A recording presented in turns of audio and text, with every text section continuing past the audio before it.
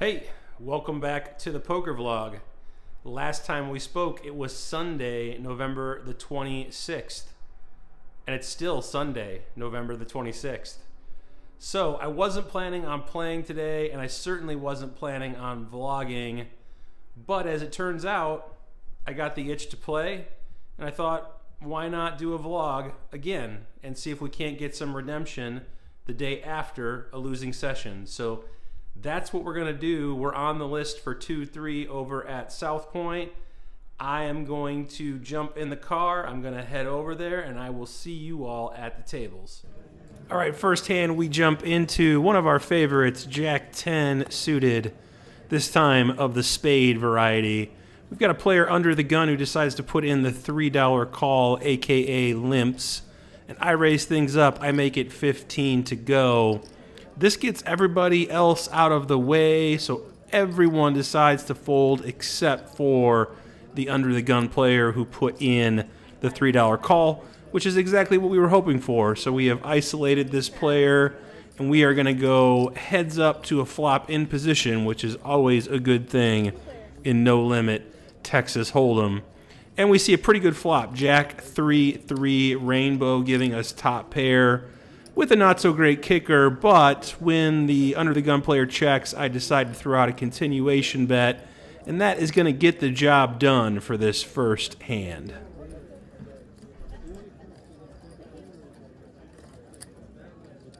Sticking with suited cards, this time we've got King Deuce suited. We are on the button. The same player who limped in the previous hand decides to put in the limp in this as well. This time he's limping in the cutoff, and of course, I'm not going to be limping here. I want to isolate this player who appears to be pretty weak. I go ahead and put in the raise. I make it 12 to go, and our friend in the cutoff does put in the call. So once again, we are heads up to a flop in position. This time the flop is not so kind to us, though. We see 9-8-9 with two diamonds and one club, giving us one over and a backdoor flush draw, but not too much else. Cutoff checks, and I throw out a $16 continuation bet here, and the cutoff quickly calls. We're going to have to get a little creative here and try to bluff if we want to win this hand. Unless we improve on the turn, which we do in a way. We pick up that backdoor flush draw when the jack of clubs peels off. Cutoff checks again, and I decide to check back here, trying to recognize my equity, and hopefully we can river that flush, but that's not what happens when we see the 8 of hearts. Double pairs the board, but the cutoff checks again. He's showing a lot of weakness here. I have him on a middling to small pocket pair that I think I need to get him to fold, so I put out a $40 bet here on this river, and he goes into the tank here for a bit, saying he cannot beat a jack. So I think he might have pocket tens here when he says that. Not too sure, but he ends up sending his cards into the muck, and we end up taking this down with king high, which is always a good thing when you can't win at showdown. If he did have pocket tens, we certainly were beat there, so definitely a good bluff if that is the hand that he did have. All right, the suited hands have been treating us well. Let's see if Jack 4 suited in the big blind treats us well here. We see an under the gun raise to $12. This particular player is very loose. He is very passive and sticky post flop. So we see a middle position call. I'm happy to call here and defend. I know Jack 4 is not the best hand, but we're getting a discount and it is suited. So let's see a flop and see if we can't connect. And indeed we do. When we see King 4-4 with two clubs, flopping trips here with a marginal holding is always a welcome sight. I check, under the gun player checks, and the middle position player checks as well. So no action on the flop, and now I want to start building a pot. I put out a small bet of $15 here. I definitely could go larger given the size of the pot. But the undergun player puts in the call and middle position gets out of the way, so it's heads up to a river, which is the safe 8 of hearts. Shouldn't change anything. Now I want to bet. Question is how much do I want to bet? I settle on $35, About half pot size bet here on the river.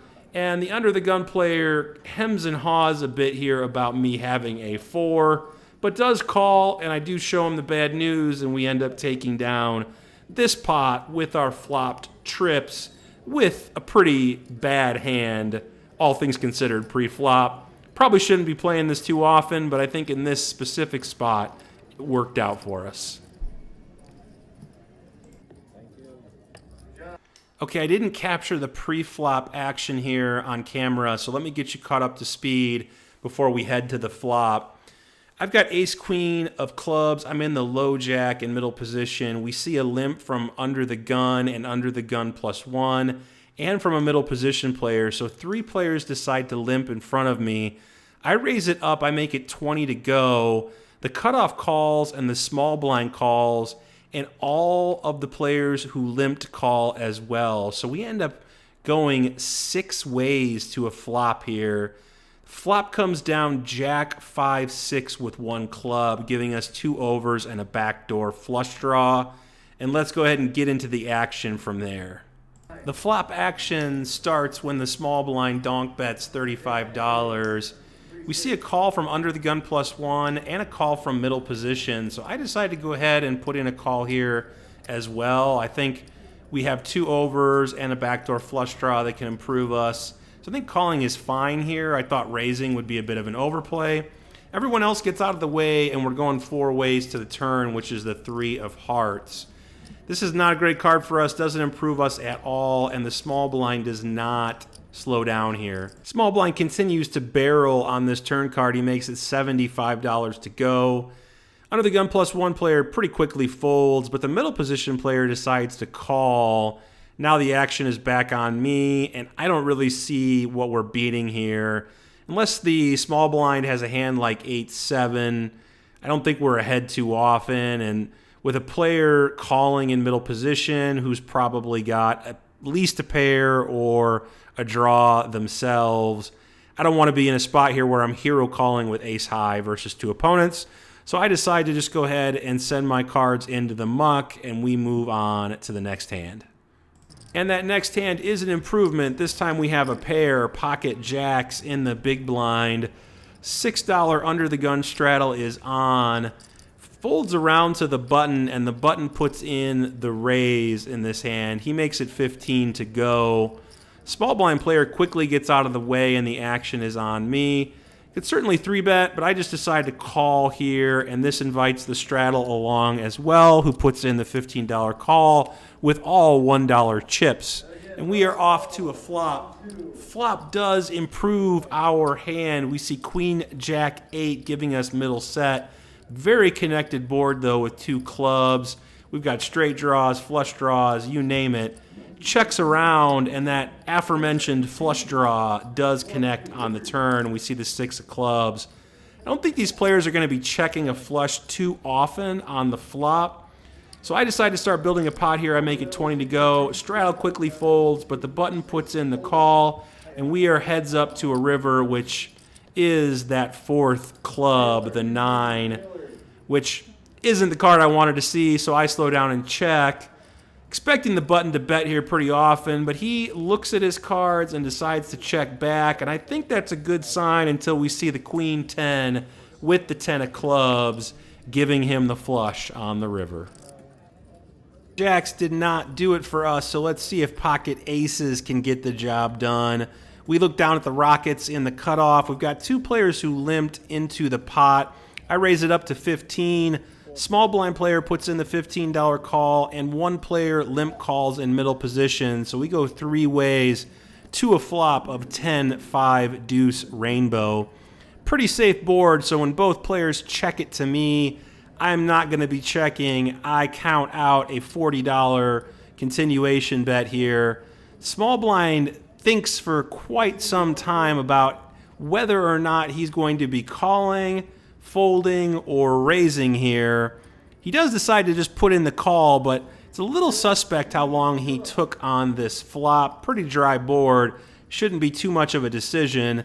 Middle position player calls as well, so we continue on 3 ways to a turn, which is the 6 of hearts. shouldn't change too much on this board. So when both players check for a second time, I'm going to continue betting for value here, and I count out a $70 bet on this turn card. The small blind who tanked on the flop now pretty much quickly, instantly goes all in on this turn. This gets the middle position player out of the way, and the action is back on me. When the small blind jams here on this turn, I think he's certainly capable of doing this with worse hands. He's going to show up here with King 10, Queen 10, Jack 10, 10-9 quite often. He's certainly going to have some sets in his range here as well. A hand like pocket fives, maybe even a hand like pocket deuces will show up here. But I don't really think we have too much of a decision. I just go ahead and flick in the call.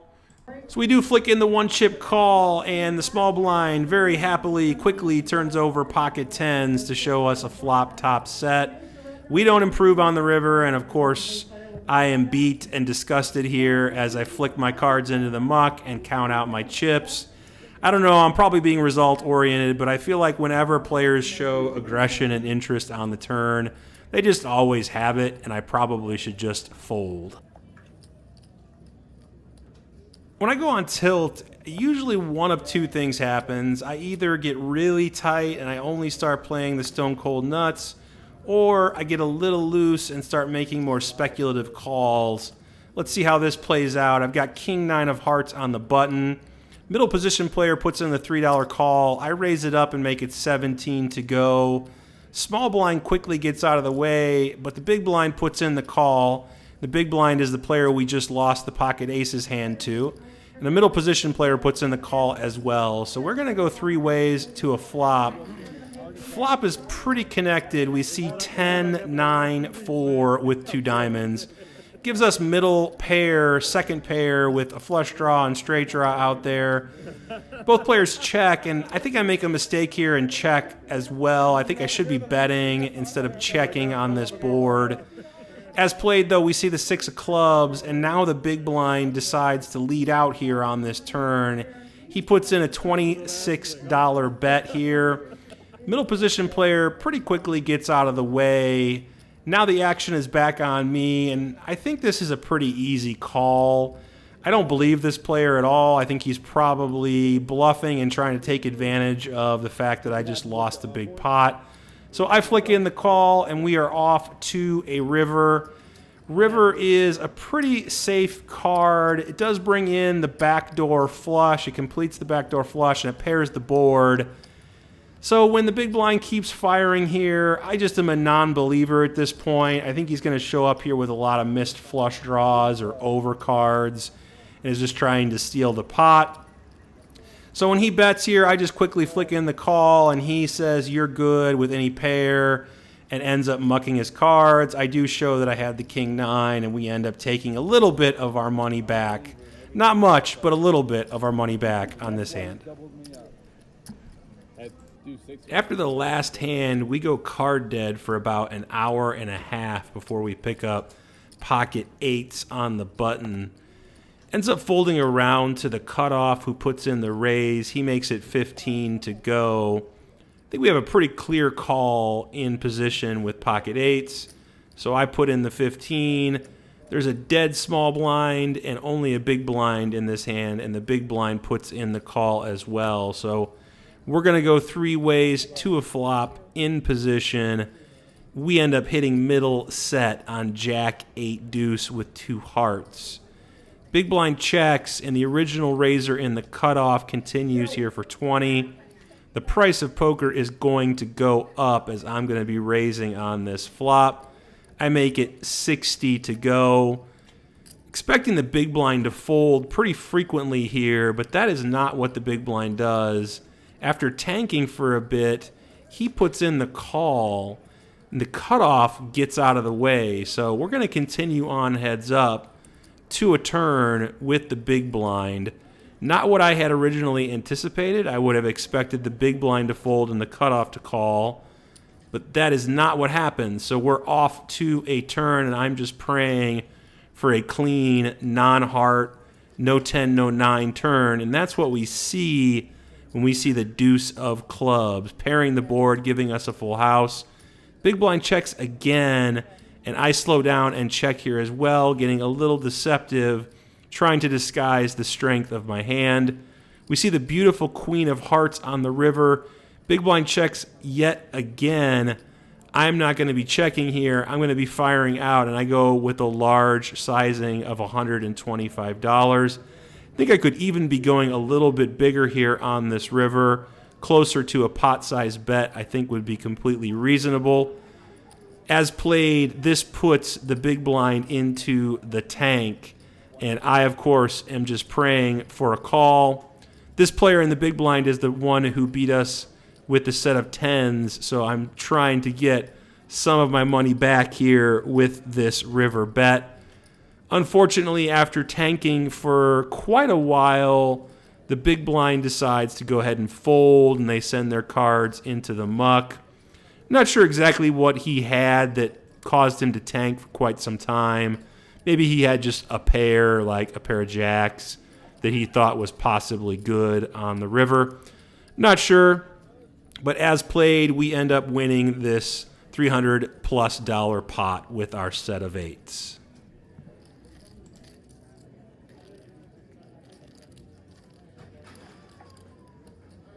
Thank you. The last hand of this session, I've got pocket sevens under the gun. $6 button straddle is in effect, and I end up just calling the $6 here, effectively limping into the pot. Not a strategy I recommend, but that is what I did. It ends up folding around back to the button, who decides to just check his option. And we end up going heads up to a flop here. 7, 8, 6 with 2 diamonds. A very connected board. Middle set for me. I go ahead and lead out for $10 here. And the button quickly raises to $25.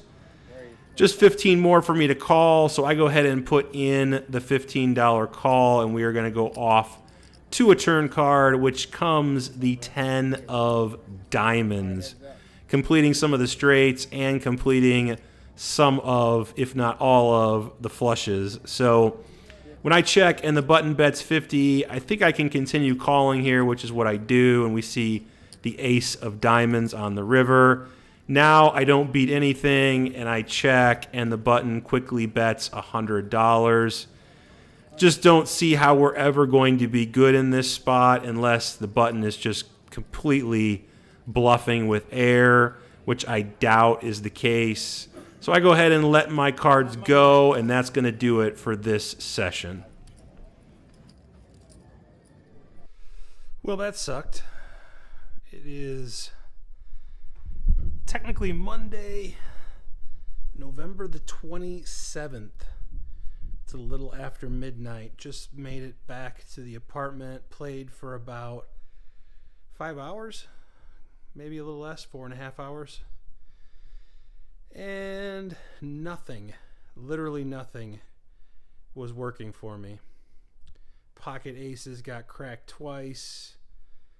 Flopped 2 sets that were definitely not good by the river. 4-card flush. All that fun stuff. Just nothing working. Run bad is a thing, a real thing. And I am definitely running bad at the moment. We were in the game for $960. And we ended up cashing out for $475 for a loss of $465. It's not the end of the world, but definitely ran below expected value for sure, all things considered. So not the greatest last 2 sessions, but I am going to get back at it again tomorrow.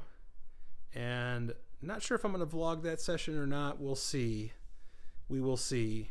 It's possible I might get another vlog in tomorrow. I am going to be traveling this week to Minnesota, Minneapolis, Minnesota, and I don't know if they have any good poker in that city or not. I might have to do a little research and see. if they do, maybe we'll get a vlog in on the road as well. So that's going to do it for this episode. Believe it or not, this is episode 30. So we're moving along here on the vlog. We're moving on up. If you like the episode, please do give me a thumbs up, hit that like button, please subscribe to the channel, and hit that notification bell so you don't miss future episodes. If you would like to get in touch with me, just leave a comment below and I will get back to you. Or you could shoot me an email. My email is in my profile, I think, somewhere in there. So anyway, get in touch with me if you'd like. Otherwise, I will see you in the next episode. Until then, be well. Good luck at the tables. Better luck at the tables than I am having. That's for sure. Take care.